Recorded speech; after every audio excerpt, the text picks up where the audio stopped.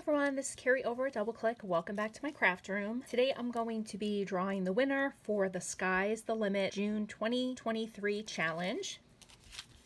This is the prize for the June entries.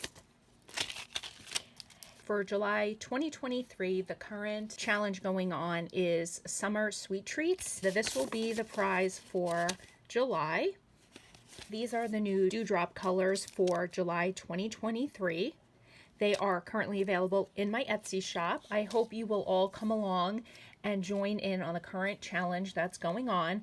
I will be sure to link that video up above so you can join in and see all the details. The Sky's the Limit from 2023, we had 19 entries. I've pulled up my random.org. Let's go ahead. We had 19 entries, so let's put in 1 to 19. Make sure that's in focus. And generate, and that number is 12, and that number is Annie Creates. Number 12, Annie Creates, and number 12 was the winner. Annie, congratulations on winning for the Sky's the Limit challenge. Thank you so much for all of your support. I appreciate everyone that has been entering my challenges and purchasing my dewdrops. I appreciate it so much. I thank you guys so much for stopping by, and have a great day. Bye, guys.